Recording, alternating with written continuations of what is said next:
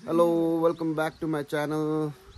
तपाईहरुलाई धेरै धेरै स्वागत छ है। आफ्टर लङ टाइम है मैले आज चाहिँ एउटा नयाँ भिडियो लिएर आउँदैछु। त्यो चाहिँ एक्साइटिङ हुनेछ है। म चाहिँ फिलहाल अहिले कालिम्पोङमा छु। म अहिले तपाईको बज्दैछ 7:30 र हामी 10 बजीतिर हामी सिलगढी जाने सबै है। म चाहिँ हिजो आएको कालिम्पोङ धमाला लिनु है। यहाँबाट हामी सिलगढी जाने, त्यहाँबाट हाम्रो ट्रिप छ है, फ्यामिली रोड ट्रिप भनौँ न, फ्यामिली रोड ट्रिप। सो हेर्दै गर्नुहोस् है, तपाईलाई म सिलगढीमा भेट्छु। सामान चाहिँ यस्तो छ है। यहाँ चाहिँ आमा अब चिसो ठाउँमा गएको है। यस्तो ब्याग हालेको चाहिँ किनभने यो चाहिँ कम्प्रेस हुन्छ। यस त्यही भएर यहाँ चाहिँ सबै ज्याकेटहरू छ। लुगा आशिका र मेरो आमाको आइसको अगाडि छ। कसरी मिलाउनु हुने आमा लुगा? समानै बेसी छ। आयान्स बसेको तिमी? बसेको?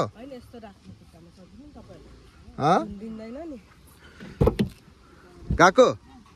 ऊ यहाँ पनि छ अगाडि सामान आयुषको।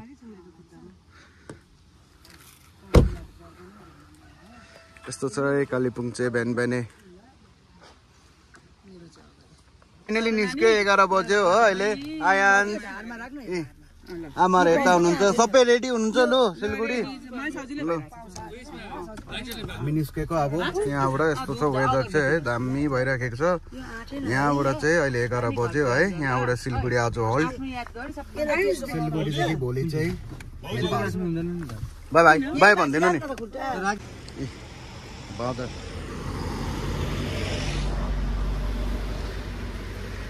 हामी चाहिँ चित्रे मन्दिरको त्यहाँ सिनेमाहरू डोनेसन गर्नु हुने अरे। उठिरहेको छु, भाइ सुतिराखेको छ। यता कम्पेनियन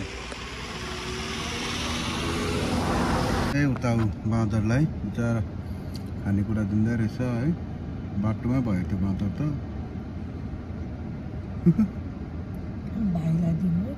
हामी चाहिँ हनुमान मन्दिर पुग्यो है। कालिम्पोङबाट चाहिँ छिट्टो आएको जस्तो लाग्यो। हुनु त बाटो डिस्टेन्स कम्ती नै छ। यहाँ चाहिँ दर्शन गरेर जाने सधैँ गर्छ हामी चाहिँ है। आशिका र भाइ आयुष चाहिँ गाडीभित्रै छ। भाइ सुतिराखेको छ। ओइ त आउँदैनस्? आइज आइज।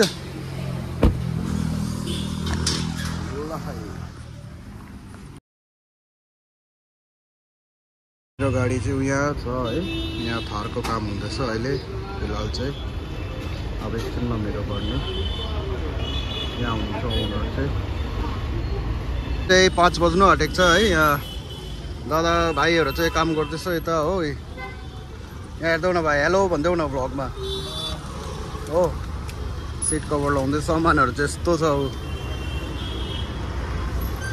विलो सिटी शीतल छ। फाइनली काम सक्यो है। अघि भ्लग गर्नु पाएन, ढिलो भएको थियो है। अहिले 8:30 भयो। घर पुगेर नानीसँग बस्नु पनि छ। भोलि बिहानै 5 बजी निस्किन्छ। यस्तो भयो मेरो चाहिँ। अहिले अँधेरो छ है। म तपाईँहरूलाई भोलि बिहान देखाउँछु। Still then stay update. यस्तो छ है। हेलो गुड मर्निङ भन्नु। हाई गाइस भनिदिनु नि।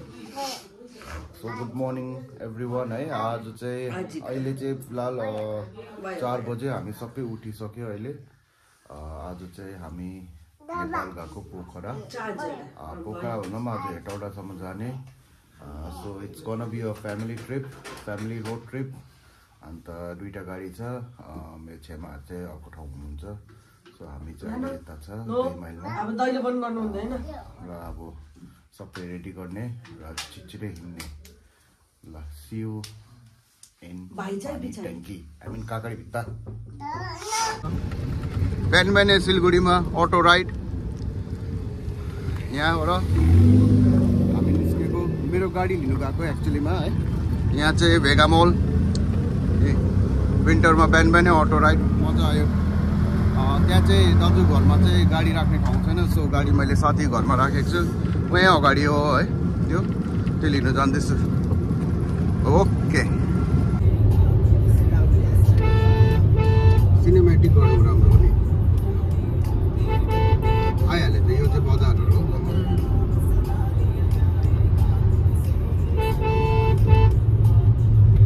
हाम्रो भाइ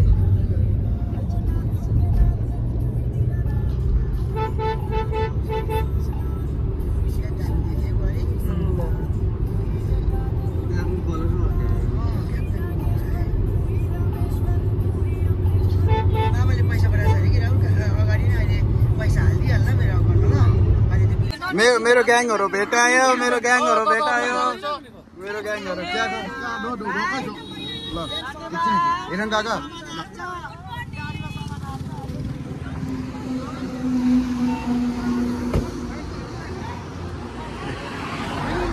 मेरो ग्याङहरू भेटायो। अङ्कल आन्टी आन्टी ब्लग बनाइरहेको होला हो। ग्याङहरू भेटायो हाम्रो। सफर सुरु भयो।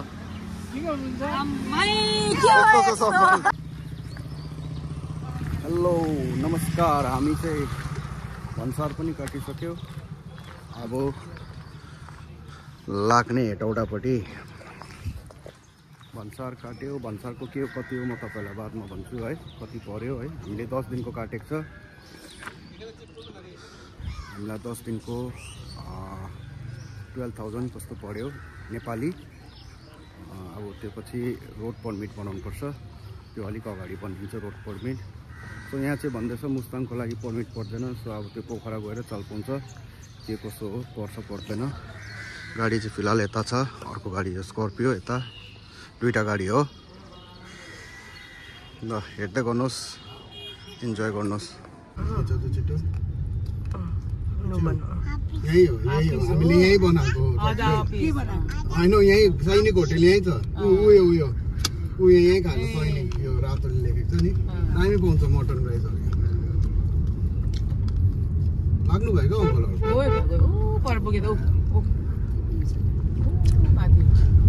मेरो नेटवर्कै होइन हौ। अब आउँछ र काँक्री बिराममा आएकोलाई एकछिन आउँछ नि। त्यस्तो लाग्छ नभए उयसमा निकाल्नु न बिर्तामोडमा राहुल।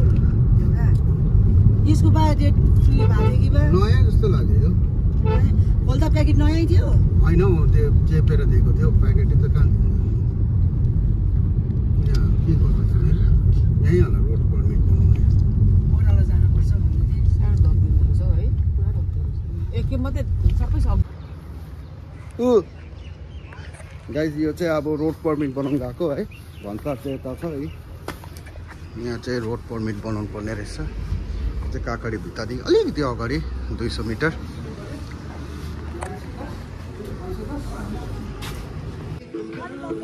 गरे हेलो, के गर्नु भएको आमा घरमा? भर्खर बिहान खोलेको रहेछ नि। हामी चाहिँ बिर्ता मोडमा छ, यहाँ एनसेल अफिसमा सिम निकाल्यो। अन्त यहाँ खाना खाने ठाउँ रहेछ, ठिक्कै हो। यहाँ छ गाडी चाहिँ, अब खाना खाएर नन स्टप जाने। हेलो साथीहरु, हामी बिर्तामोडमा खाना पर्खिरहेको छ। तपाईहरुले त आउनु मन लाग्यो। आन्टी के पर्खिनु भयो खाना? खाना बफ राइस। सुकुटी सुकुटी। आयांश के पर्खेको? तँ के पर्ख्यो? भयो। Hi guys. न hi guys. Hi guys. Hi guys भन्नु। Hi guys. अनि कस्तो हुँदैछ ट्रिप अहिलेसम्म?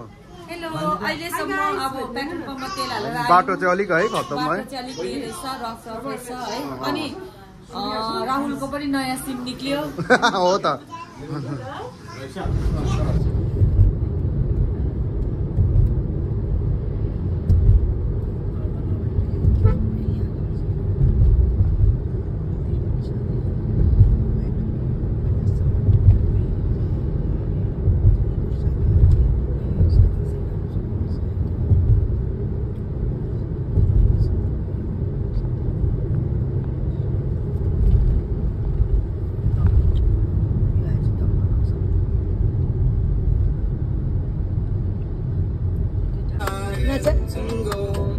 तूने वो चुना सुना सुधारे बेबी बेबी रे बेबी बेबी रे यो सब गीतमा मिलेर गीतमा लागि हुन्छ एकछिन बाहिर त्यहाँ मिल्दैन बागे मिल्यो लु आइचला हामी चाहिँ अहिले 4500 भन्ने जग्गामा रहेछ है 4500 नै भन्यो मलाई चाहिँ यहाँदेखि चाहिँ गाईघाट रहेछ हामी चाहिँ यो बाटो जाने हामी हाइवे नलिएर चाहिँ हामीले यो इटाडीदेखि बर्दिवास भएर जाने बाटो ल्यायो किनभने यो चाहिँ एकदमै राम्रो रहेछ है यहाँ चाहिँ एकदम सर्टकट पनि रहेछ सो अरू कोही आउनु हुँदैछ भने पनि यही बाटो प्रिफर गर्नु है इटाडीदेखि कान्छी चौकदेखि राइट अन्त प्रायः जस्तो यही हिँड्दै रहेछ बसहरू पनि हिँड्दैन रहेछ यहाँदेखि सर्टकट राम्रो रहेछ बाटो पनि एकदम दामी फिलहाल चाहिँ हामी यहाँ सरी फिलहाल चाहिँ हामी यहाँ चिया खानु निस्केको है चिया खाएर त्यहाँदेखि फेरि कन्टिन्यू गर्ने हाम्रो जर्नी आमाहरू चाहिँ यता हुनुहुन्छ है यो के हो हाम्रो ठुलो हिरण काका उता हुनुहुन्छ है काका के हो थाक्यो ल काका कस्तो भयो मजा आयो बाटो कस्तो रहेछ यो बाटो दामी है यो बाटो है आमा अघिको है भन्दा त काठमाडौँ 7 घन्टा अरे उहाँ भन्दै थियो 302 मात्रै हो हामी उयो हिटोरा जाने चाहिँ 278 छ काठमाडौँ नजिक छ है हो रहेछ ए त्यहाँ रहेछ हेटौडा 215 ए हेटौडा कटाडी ए यो रहेछ कटाडी भएर यही बाटो भन्नु भएको रहेछ यस कटाडी भएर ए यहाँ छ गाडी हाम्रो है वाउ कटाडी भएर यही बाटो भन्नु हुँदै थियो नि एकदम दामी थियो इटडीसम्म चाहिँ एकदम जिउ दुखेर आम्मा गाल्डा यहाँ चाहिँ दामी पिच 100 को 100 स्पिड धन्नो मेरो यहाँ हेर्नुहोस् त आयन चाहिँ के कहाँ जुम भन त कहाँ गएको ल